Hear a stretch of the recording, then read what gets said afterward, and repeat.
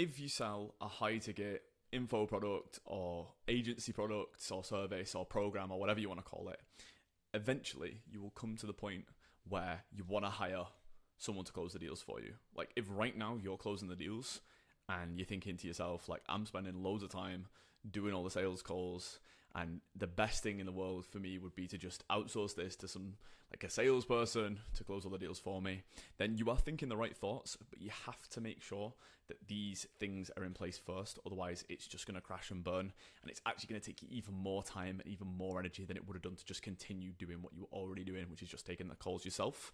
I see so many people in a rush to hire quite quickly with their business, and they jump the gun. It doesn't work out. They waste time, they waste money, they burn through potential employees, like potential closers who could have worked for them, who could have been successful had they have had these things in place. And in this video, I'm going to explain exactly what you need to do to make sure you've got the stuff in place, so when you do hire somebody, they will be successful and you can actually start scaling your business and step away from the sales side of things and just start managing the team and, so on and so forth, make more money, etc. If you're wondering exactly who I am, my name's Oliver.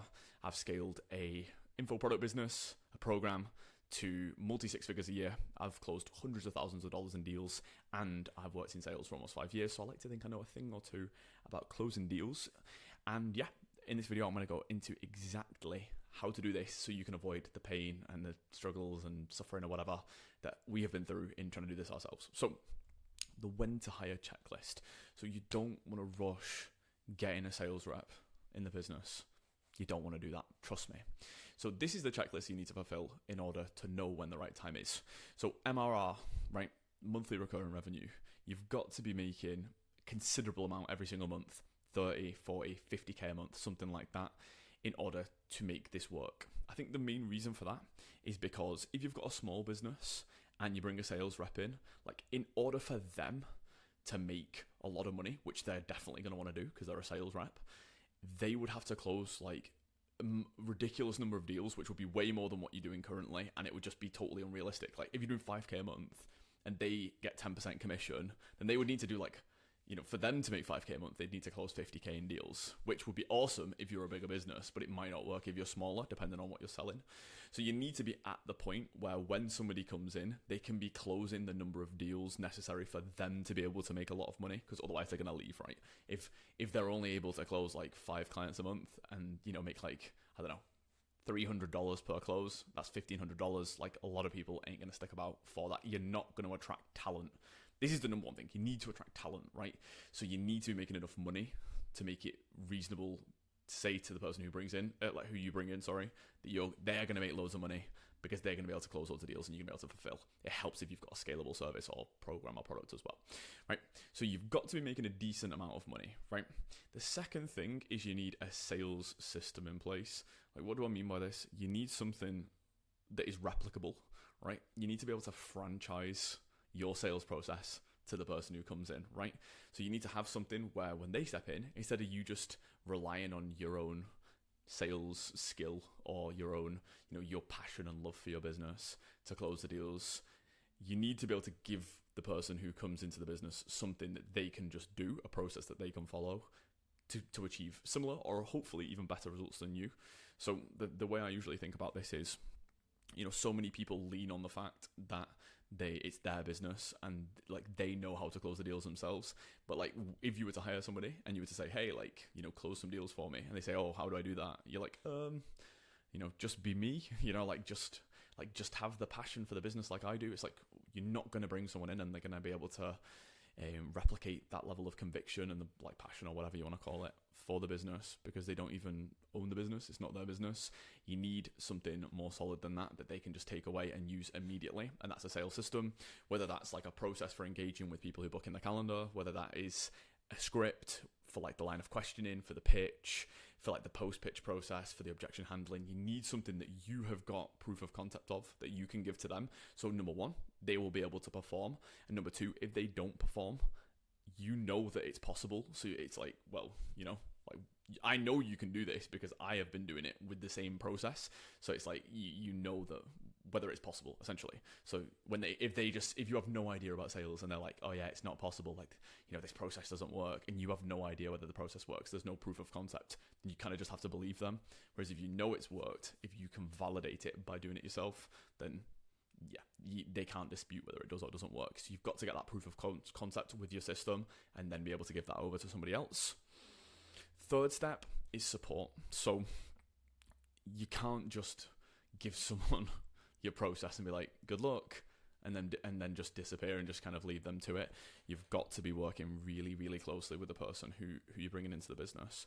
They have to feel like you are like in their corner, like to help them big time. And you should be like, they shouldn't just feel like that because you're making them feel like that for the sake of making them feel like that, right? They should feel like that because you legitimately are in their corner, supporting them and making sure that they're successful.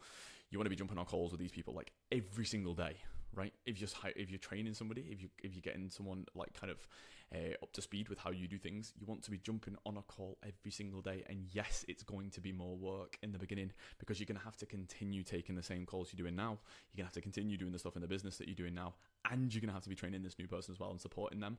But this temporary expansion in your workload will mean that in a month, 2 months' time, you'll be able to step away from the sales side of things and have more time to focus on other areas of the business, right? Like LTV and scaling and all that fun stuff.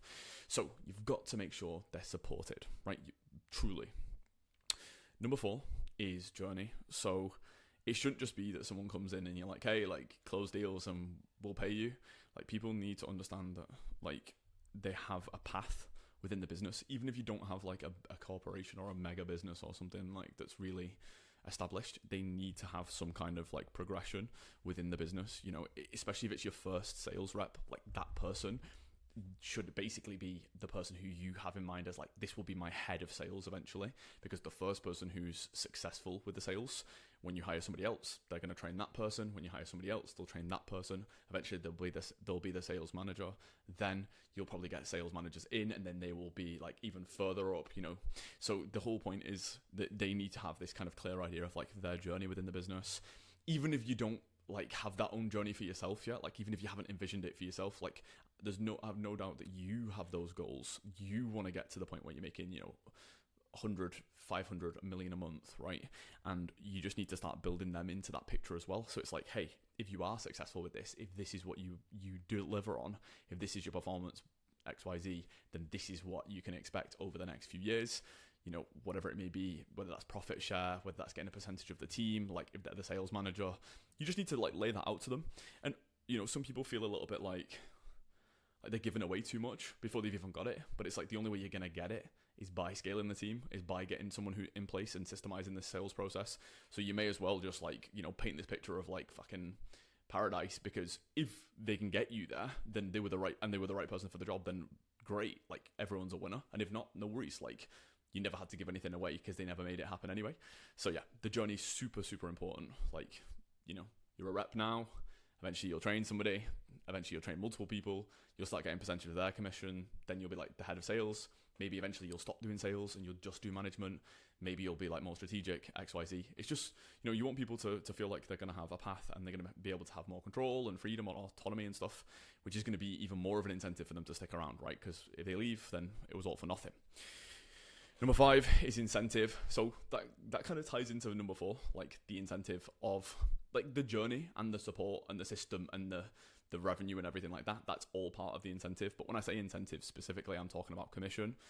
I hold the belief that you should overpay good people and get rid of bad people. So if you've got someone who's a killer, you should compensate them extremely well, because then they'll stick around and they'll continue to kill it. Like they will see in their mind, like, this is something worth capitalizing on. So you'll be able to keep them around and they'll be able to continue closing deals for you, and they'll make shitloads of money, and so will you. Yes, you'll make less money for the like profit in the business, but you'll make more overall money just as a whole by having someone who's crushing it for you, who's an A player instead of like a B player or a C player, right? So the right people, the best people, you've got to incentivize that performance like massively. I don't know what percentage it could be. Like if the standard is 10, it should be 15, maybe even 20. Depends. Maybe you'll have like a bonus structure. Like make it so like the person is like, holy shit, like if like I can't believe they're even giving me this money. Like this is such a good opportunity, and they just want to go hard like 7 days a week. Like you've got to message them to say, hey, like you need a day off. Like you've worked the last like 20 days in a row, and they're like, nah. Like I want to, I want to get to this point. They'll want to be setting their own goals. They want to be setting their own standards to hit. Like you want to be like, whoa, like easy now, Tiger. Like maybe you're doing too much, and the way to do that is by incentivizing them heavily. On the flip side of that, the people who are not very good, you just need to get rid of. Like if they're not an A player, they're never going to be an A player. Like people can get better for sure and improve, and people who you don't expect to be good can end up being good, but almost always people who are just good stay good and can continue to get better. And better to have like 3 people who are absolute demons than a team of 10 people who are like all okay. Like in the same way that it's better to have 3 clients who are like getting amazing results than 10 people who are like getting average results. Like your business is just going to be better that way. You'll have, like just going with the client analogy, you'll have fewer people to serve, and be able to do more like for each of them. It's the exact same with employees and the people who are on the team. You'll be able to spend more time with each person. You'll be able to incentivize each person more. You'll be able to pay each person more, and everybody, like their standards will be super high, and there's a million different reasons. So yeah, this is a checklist, and that's pretty much everything. So you've got to make sure you're making a decent amount of money first, because otherwise, like you just need to make sure you've got something scalable that is incentivizes people to come in and close, because most reps are going to want to make 5, 10, 15, 20k a month, and if they're not able to close the number of deals in order to do that, then they're not going to stick about. Number 2, is the system, and just having something that they can actually follow instead of just like having to wing it, having to guess how to do it. You need to get proof of concept. And number 3 is support. So you need to make sure that they're supported every single step of the way, and they feel like you're actually in their corner and like they're understood and everything like that. Number 4, journey. So you've got to make sure they've got a clear path from A to Z of where they could go if all goes well. And number 5 is you've got to pay the good people shitloads and pay the bad people as little as possible by getting rid of them. And to be fair, if it's commission only, you're probably not going to end up paying them much anyway, because if they're bad, they won't close deals. But yeah, that's pretty much everything. If you enjoyed this video, I appreciate it. I hope you did, and I will speak to you soon. Please subscribe. See you in a bit.